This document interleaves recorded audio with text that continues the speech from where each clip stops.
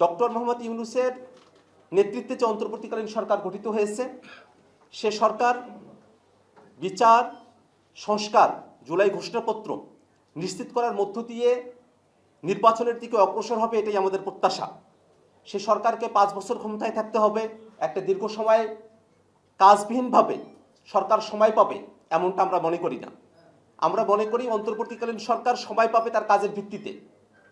যে কাজের জন্য, যে আকাঙ্ক্ষার ভিত্তিতে অন্তর্বর্তীকালীন সরকার গঠিত হয়েছে, সে আকাঙ্ক্ষাগুলো পূরণ করে অন্তর্বর্তীকালীন সরকার তাদের দায়িত্ব সমাপ্ত করে নির্বাচনের দিকে অগ্রসর হবে। সেক্ষেত্রে অন্তর্বর্তীকালীন সরকারের তরফ থেকে ডিসেম্বর থেকে জুনের যে সময়সীমার কথা বলা হয়েছে, আমরা বিশ্বাস করি যে অন্তর্বর্তীকালীন সরকারের যদি সদিচ্ছা থাকে এবং রাজনৈতিক দলগুলোর যদি সরকারের প্রতি সহযোগিতাপূর্ণ মনোভাব থাকে, এই সময়কালের মধ্যেই বিচার, সংস্কার, জুলাই ঘোষণাপত্র, জুলাই সনদকে দৃশ্যমান করে নির্বাচনের দিকে সরকার অগ্রসর হতে পারে। অতএব 5 বছরের যে ক্যাম্পেইন বা 5 বছরের যে আলোচনা চলছে, তার সঙ্গে দলগতভাবে জাতীয় নাগরিক পার্টি, এনসিপির কোনো সংযুক্তি নেই।